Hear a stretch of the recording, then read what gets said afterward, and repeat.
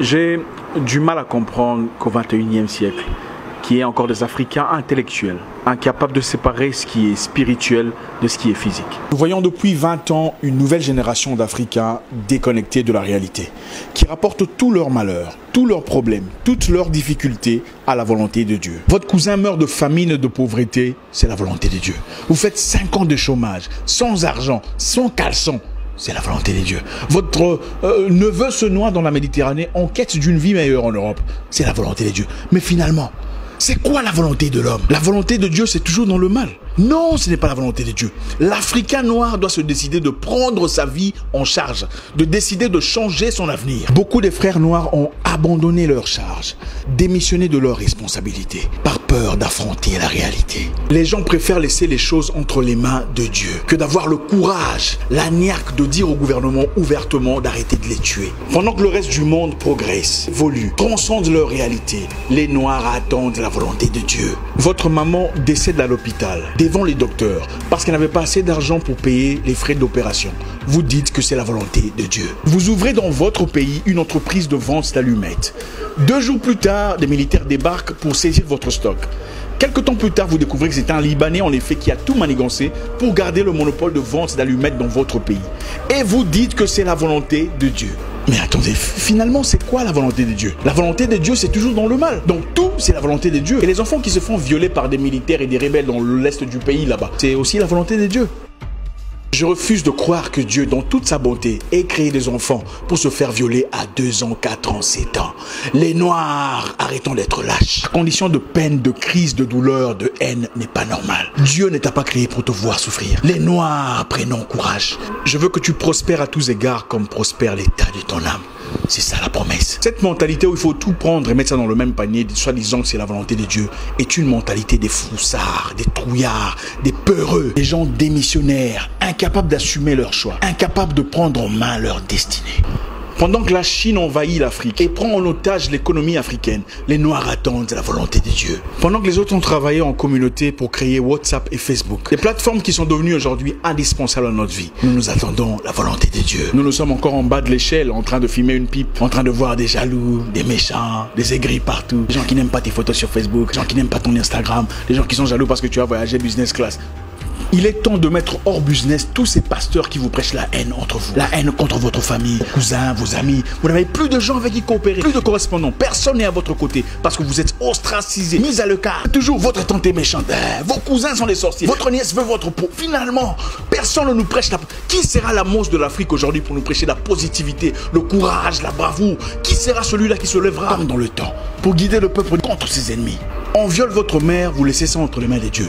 On tabasse ton père, c'est la volonté de Dieu. Finalement, vous servez à quoi? Dieu nous a-t-il créés seulement pour souffrir, nous agenouiller chaque jour et pleurer notre peine? Ah papa, s'il te plaît, il n'y a pas d'argent, il n'y a pas à manger, les enfants sont malades. Non, ce n'est pas intéressant. Depuis 20 ans, vous priez pour les mêmes problèmes, les mêmes difficultés, les mêmes manques d'argent, les mêmes difficultés de santé, les mêmes problèmes socio-économiques. Ce n'est pas intéressant. Vous passez des nuits et des nuits à lier des mêmes démons, les mêmes sorciers, les mêmes charlatans, les mêmes esprits de vagabondage, les mêmes esprits de Nabucodonosor. L'Africain doit se battre. Il doit apprendre à se battre et prendre charge de son destin.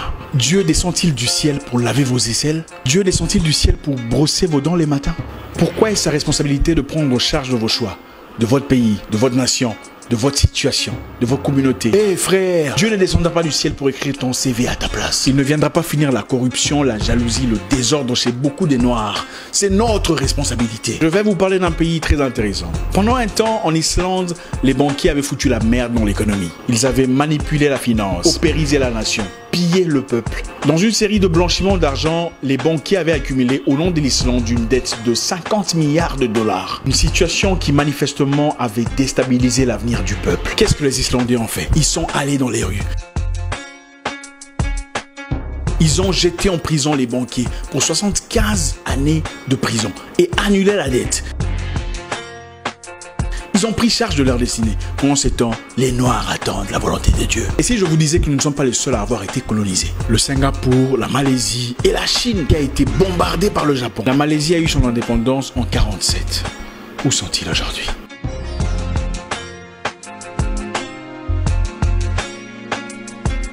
Non, l'argent que vous cherchez ne viendra pas seulement de la prière. Sinon, vos pasteurs ne vous demanderaient pas de cotisation pour construire leurs églises. Ça aurait été facile, n'est-ce pas? Ils entreraient seulement dans la chambre et faire une prière et dire « Dieu, j'ai besoin d'argent » et directement l'argent apparaît. Ça aurait été génial, n'est-ce pas? Les païens, les perdus, les idolâtres créent le téléphone avec lequel vous nous voyez aujourd'hui, avec lequel vous faites des transferts PayPal à votre église en cotisation. Mais vous attendez la volonté de Dieu.